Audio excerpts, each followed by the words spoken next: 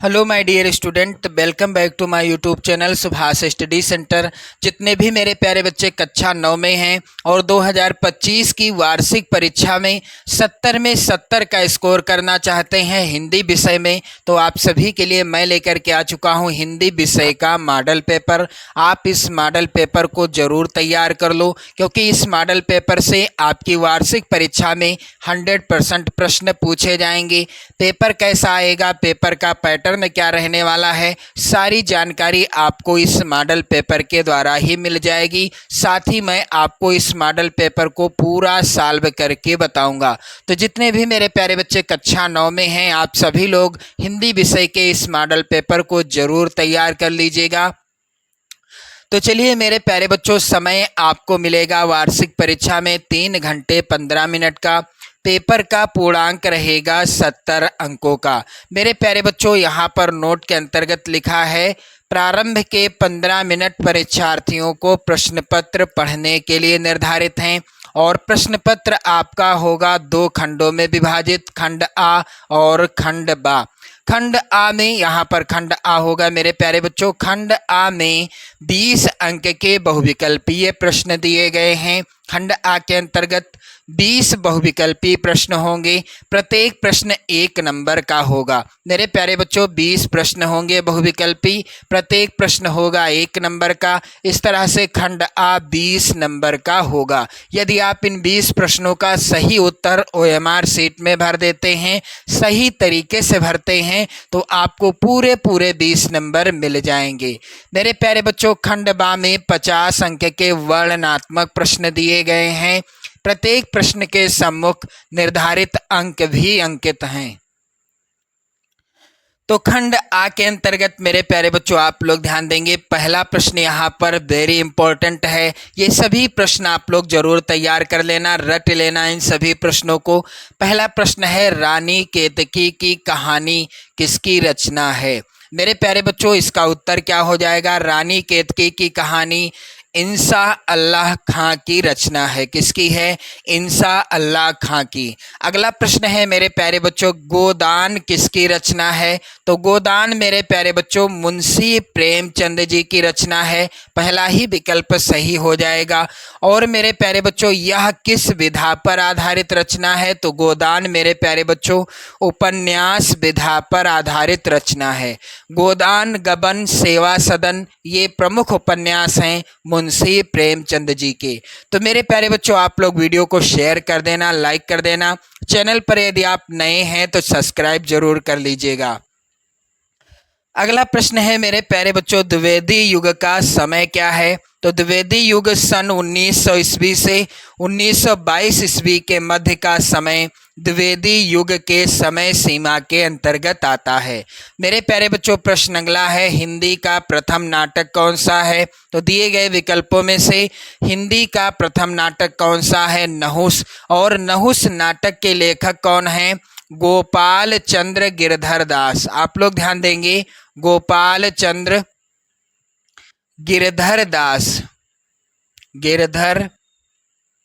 दास, ये हिंदी के प्रथम नाटक यानी नहुस, जो कि हिंदी का प्रथम नाटक है, इसके लेखक कौन हैं? गोपाल चंद्र गिरधर दास। अगला प्रश्न है मेरे प्यारे बच्चों, दीपदान एकांकी में पात्रों की संख्या कितनी है? दीपदान एकांकी, जो कि राम कुमार वर्मा जी के द्वारा लिखी गई एकांकी है। राम कुमार वर्मा जी को एकांकी सम्राट भी कहा जाता है। मेरे प्यारे बच्चों, एकांकी सम्राट किसे कहा जाता है? यदि प्रश्न आ जाए तो एकांकी सम्राट कहा जाता है राम कुमार वर्मा जी को। इनकी प्रसिद्ध एकांकी है दीपदान, जिसमें कुल कितने पात्र हैं? 7 पात्र हैं। पहला ही विकल्प सही होगा। मेरे प्यारे बच्चों, अगला प्रश्न है, प्रिय प्रवास के रचनाकार हैं। तो प्रिय प्रवास किसकी रचना है? प्रिय प्रवास मेरे प्यारे बच्चों, यहाँ पर थोड़ा सा विकल्प मिसप्रिंट हुआ है, जिसके लिए मुझे क्षमा करिएगा मेरे प्यारे बच्चों, मैं क्षमा प्रार्थी हूँ आप सभी से। तो प्रिय प्रवास है रचना किसकी? हरिऔध जी की। अयोध्या सिंह उपाध्याय हरिऔध जी की रचना है प्रिय प्रवास, और यह द्विवेदी युग की रचना है। अगला प्रश्न मेरे प्यारे बच्चों है, साखी, सबद, रमैनी किसकी रचना है? तो साखी, सबद और रमैनी कबीर दास जी की रचना है। किसकी? कबीर दास जी की रचना है। प्रश्न अगला है, हिंदी का प्रथम महाकाव्य है, तो हिंदी का प्रथम महाकाव्य पृथ्वीराज रासो है, जिसके लेखक कौन हैं? चंद बरदाई जी। आप लोग ध्यान देंगे, चंद्र बरदाई जी की रचना है पृथ्वीराज रासो। अगला प्रश्न है, श्रृंगार रस का स्थायी भाव क्या है? तो यहाँ पर आप सभी लोग ध्यान दीजिएगा, हास्य किस रस का स्थायी भाव है? यानी हास्य रस का स्थायी भाव क्या है? हास है। शांत रस का स्थायी भाव क्या है? निर्वेद है। और मेरे प्यारे बच्चों, करुण रस का स्थायी भाव क्या है? शोक है। यहाँ पर रति जो है यह श्रृंगार रस का स्थायी भाव है। पहला ही विकल्प सही है। अगला प्रश्न मेरे प्यारे बच्चों, दोहे के पहले और तीसरे चरण में कितनी मात्राएं होती हैं? तो दोहे के पहले और तीसरे चरण में कितनी मात्राएं होती हैं? 13 मात्राएं होती हैं। दोहे के दूसरे और चौथे चरण में होती हैं 11 मात्राएं। ये भी आप लोग याद रखिएगा, काफ़ी ज़्यादा इम्पोर्टेंट प्रश्न है मेरे प्यारे बच्चों। दोहे के पहले और तीसरे चरण में 13 मात्राएं तथा दूसरे और चौथे चरण में 11 मात्राएं होती हैं। इसके बाद मेरे प्यारे बच्चों, यहाँ पर अगला प्रश्न संख्या 11 है, चारु चंद्र की चंचल किरणें खेल रही हैं जल थल में, कौन सा अलंकार है? उपर्युक्त पंक्ति यहाँ पर जो दी गई है, उदाहरण जो है, इसमें कौन सा अलंकार है? तो यहाँ पर मेरे प्यारे बच्चों अनुप्रास अलंकार है। अनुप्रास अलंकार की पहचान क्या है? जहाँ पर एक अक्षर, यहाँ पर आप देख रहे होंगे चा अक्षर या वर्ण, चा वर्ण या अक्षर 1 2 3 बार आया है, यानी एक अक्षर जहाँ पर 2 या 2 से अधिक बार आता है या उसकी आवृत्ति 2 या 2 से अधिक बार होती है, तो वहाँ पर होता है कौन सा अलंकार? अनुप्रास अलंकार। अगला प्रश्न है मेरे प्यारे बच्चों, अस्थि का तद्भव बताइए। तो अस्थि का तद्भव क्या होगा? हड्डी हो जाएगा। बी वाला ऑप्शन सही है, यानी खा वाला विकल्प। अगला प्रश्न है, सप्ताह में कौन सा समास है? तो जिस समास का पहला पद क्या हो? संख्यावाची यानी गिनती बताने वाला हो, वहाँ पर होता है कौन सा समास? वह होता है मेरे प्यारे बच्चों द्विगु समास। पहला पद संख्यावाची होता है, सप्ताह में पहला पद क्या है? सप्त, यानी 7 की गिनती को बता रहा है। और मेरे प्यारे बच्चों दूसरा पद है किसी समूह या समाहार का बोध करा रहा है, इसलिए सप्ताह में कौन सा समास है? यहाँ पर है द्विगु समास। अगला प्रश्न है, निराकार का विलोम क्या है? तो निराकार का विलोम होता है साकार। अगला प्रश्न है, माता पिता दिन रात आदि के बीच किस विराम चिन्ह का प्रयोग हुआ है? तो माता और पिता के मध्य यहाँ पर ये जो चिन्ह है माइनस के जैसा दिखने वाला, और दिन रात के मध्य जो यह चिन्ह बना है, इसे क्या कहते हैं? योजक चिन्ह कहते हैं। बी वाला ऑप्शन सही होगा। अगला प्रश्न है, कमल राजीव जलज नलिन आदि कहलाते हैं, तो ये कहलाते हैं पर्यायवाची शब्द। मेरे प्यारे बच्चों स्वागतम में कौन सी संधि है? तो स्वागतम में यड़ संधि है। बी वाला ऑप्शन सही होगा। नदी शब्द का नदिया रूप किस विभक्ति में बनता है? तो इसका आप लोग आंसर कमेंट करके बताएंगे। यहाँ पर मेरे प्यारे बच्चों आप लोग ध्यान दीजिएगा, चतुर्थी, पंचमी, सप्तमी और द्वितीया यहाँ पर विकल्प दिए गए हैं। अगला है यहाँ पर प्रश्न मेरे प्यारे बच्चों, भवतु किस लकार का रूप है? तो भवतु यहाँ पर राइट आंसर क्या हो जाएगा? लोट लकार का रूप है। प्रश्न अगला है प्रश्न संख्या 20, वनौषधि में संधि है, तो वनौषधि में कौन सी संधि है? यहाँ पर मेरे प्यारे बच्चों राइट आंसर होगा वृद्धि संधि। इसके बाद मेरे प्यारे बच्चों आप यहाँ पर ध्यान दीजिएगा, खंड बा जो कि होगा 50 नंबर का। चलिए यहाँ पर प्रश्न संख्या 21 है, निम्नलिखित गद्यांशों में से किसी एक के नीचे दिए गए प्रश्नों के उत्तर देना है आप सभी को। पहला गद्यांश यहाँ पर है, जब परमेश्वर तक बात का प्रभाव पहुँचा हुआ है तो हमारी कौन बात रही? हम लोगों के तो गात माँ ही बात करा मात है, नाना शास्त्र पुराण इतिहास काव्य कोश इत्यादि सब बात ही के फैलाव हैं। अब यहाँ पर इस गद्यांश के नीचे आप देखोगे तो पहला प्रश्न है, उपर्युक्त गद्यांश का संदर्भ लिखिए। अब संदर्भ में आपको पाठ का नाम और लेखक का नाम लिखना होता है। तो पाठ है यहाँ पर बात शीर्षक पाठ। आप यहाँ पर ट्रिक के द्वारा भी पकड़ सकते हैं, क्योंकि कई बार पाठ का नाम यहाँ पर गद्यांश में ही आ रहा है, देखने को मिल रहा है। और इस पाठ के लेखक हैं प्रताप नारायण मिश्र जी। प्रताप नारायण मिश्र जी हैं बात शीर्षक पाठ के लेखक। दूसरा प्रश्न, रेखांकित अंश की व्याख्या। तो जो रेखांकित अंश हो उसी की व्याख्या करनी है, पूरे गद्यांश की व्याख्या आपको नहीं करनी। मेरे प्यारे बच्चों, अब बारी आती है यहाँ पर आप देखेंगे प्रश्न संख्या, यहाँ पर आप देख रहे हैं अथवा में है प्रश्न संख्या 21 का मोटर चली गई। यहाँ पर एक और गद्यांश है, चलिए इसको भी आप लोग जान लीजिए किस पाठ से है, लेखक कौन है। मोटर चली गई, बूढ़ा कई मिनट तक मूर्ति की भांति निश्चल खड़ा रहा। संसार में ऐसे मनुष्य भी होते हैं जो अपने आमोद प्रमोद के आगे किसी की जान की परवाह नहीं करते। शायद इसका उसे अभी विश्वास ना आता था। सभी सभ्य संसार, यहाँ पर सभ्य होगा, सभ्य संसार इतना निर्मम, इतना कठोर है, इसका ऐसा मर्म भेदी अनुभव अब तक ना हुआ था। वह उन पुराने जमाने के जीवों में था जो लगी हुई आग को बुझाने, मुर्दे को कंधा देने, किसी के छप्पर को उठाने और किसी कलह को शांत करने के लिए सदैव तैयार रहते थे। मेरे प्यारे बच्चों, पहला प्रश्न यहाँ पर है, भगत को किस बात पर विश्वास नहीं हो रहा था। तो चलिए मैं आपको बता दूं कि यह किस पाठ से गद्यांश लिया गया है। यहाँ पर आप सभी लोग ध्यान देंगे मेरे प्यारे बच्चों, मंत्र शीर्षक कहानी है जो कि काफ़ी ज़्यादा इम्पोर्टेंट है वार्षिक परीक्षा की दृष्टि से। और साथ ही मेरे प्यारे बच्चों, इस कहानी के लेखक कौन हैं? मुंशी प्रेमचंद जी। मुंशी प्रेमचंद जी के द्वारा लिखी गई कहानी है।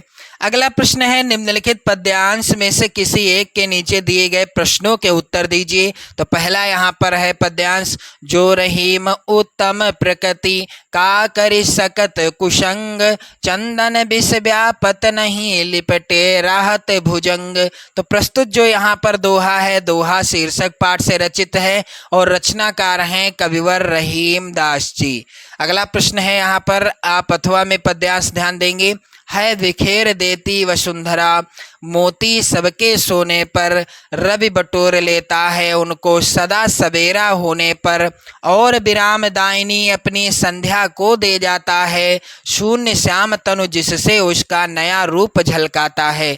मेरे प्यारे बच्चों, पंचवटी शीर्षक पाठ से लिया गया है, आप सभी लोग ध्यान दीजिएगा। और इस पाठ के रचनाकार हैं मैथिली शरण गुप्त। मैथिली शरण गुप्त जी हैं। मेरे प्यारे बच्चों, यहाँ पर आप देख रहे हैं पहला प्रश्न ही है, पद्यांश का संदर्भ लिखिए। तो संदर्भ में पाठ और लेखक का नाम लिखना ही होता है, मैंने आपको बता ही दिया। चलिए मेरे प्यारे बच्चों, यहाँ पर अगला प्रश्न है, आप ध्यान दीजिएगा, निम्नलिखित संस्कृत गद्यांश में से किसी एक का संदर्भ सहित हिंदी अनुवाद अपने शब्दों में कीजिए। मेरे प्यारे बच्चों, पहला यहाँ पर संस्कृत का गद्यांश है, सदाचारः नाम नियम संयमयो पालनम। तो यह जो है गद्यांश किस पाठ से लिया गया है? पाठ का नाम गद्यांश के शुरुआत में ही लिखा है, सदाचारः शीर्षक पाठ से लिया गया है। अथवा में जो यहाँ पर गद्यांश है, रामदासः नारायणपुरी निवसति।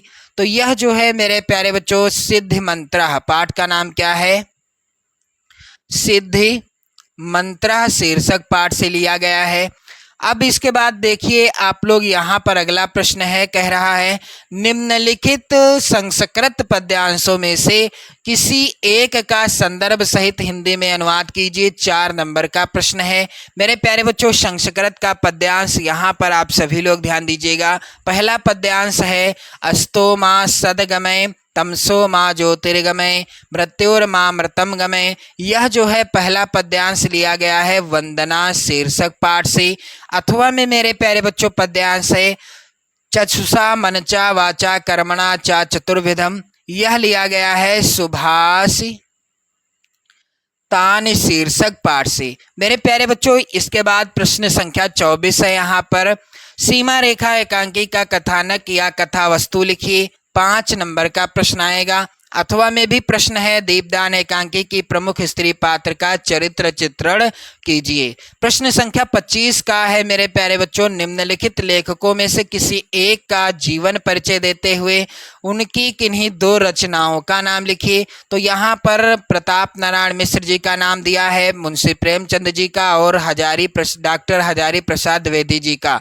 मेरे प्यारे बच्चों तीनों ही जीवन परिचय आप लोग तैयार कर लेना, 100% आपकी बोर्ड परीक्षा में पूछे जाएंगे। तो मेरे प्यारे बच्चों यहाँ पर अथवा यानी 25 का प्रश्न है। यहाँ पर निम्नलिखित कवियों में से किसी एक का जीवन परिचय देते हुए उनकी किन्हीं दो रचनाओं के नाम लिखना है। तो कबीरदास, रहीम और भारतेंदु हरिश्चंद्र तीनों ही जीवन परिचय मोस्ट इंपॉर्टेंट हैं, आप लोग जरूर तैयार कर लेना। अगला प्रश्न है, अपनी पाठ्य पुस्तक से कंठस्थ किया हुआ एक श्लोक लिखिए जो इस प्रश्न पत्र में ना आया हो। तो मेरे प्यारे बच्चों 2 नंबर का प्रश्न है यह। अगला प्रश्न है, निम्नलिखित प्रश्नों में से किन्हीं 2 प्रश्नों के उत्तर संस्कृत में दीजिए। 4 नंबर का प्रश्न आएगा और ये सभी प्रश्न आप लोग तैयार कर लीजिएगा, वेरी इंपॉर्टेंट हैं ये सभी प्रश्न। क्रोधम केन जायेत, रामः कस्मिन् वंशे उत्पन्नः आसीत्। तो मेरे प्यारे बच्चों ये सभी प्रश्न आप लोग तैयार कर लेंगे। अगला प्रश्न संख्या 28 है, निम्नलिखित मुहावरे एवं लोकोक्ति में से किसी एक का अर्थ बताते हुए वाक्य प्रयोग कीजिए। 2 नंबर का प्रश्न आएगा। मेरे प्यारे बच्चों, अक्ल पर पत्थर पड़ना और अपना उल्लू सीधा करना, आसमान से गिरा खजूर पर अटका, अपने घर कुत्ता भी शेर होता है, ये सभी वेरी इंपॉर्टेंट हैं, आप लोग जरूर तैयार कर लेना। अगला प्रश्न है, निम्नलिखित में से किन्हीं 2 वाक्यों का संस्कृत में अनुवाद करना है और 4 नंबर पक्के कर लेने हैं। प्रश्न संख्या 30 है मेरे प्यारे बच्चों, प्रधानाचार्य को पत्र आकस्मिक अवकाश है तो एक प्रार्थना पत्र लिखिए जिसमें 2 दिन का अवकाश मांगा गया हो। 5 नंबर का प्रश्न है। अथवा में प्रश्न है मेरे प्यारे बच्चों, अपने प्रधानाचार्य को संबोधित करते हुए एक प्रार्थना पत्र लिखिए जिसमें अस्वस्थ होने के कारण 1 दिन का अवकाश मांगा गया हो। तो आपने देखा 2025 में कैसा पेपर आएगा हिंदी विषय का। कक्षा 9 के जितने भी मेरे प्यारे बच्चे हैं आप सभी लोग इस वीडियो को शेयर कर देना, लाइक कर देना। चैनल पर यदि आप नए हैं तो चैनल को सब्सक्राइब कर लीजिएगा। जय हिंद।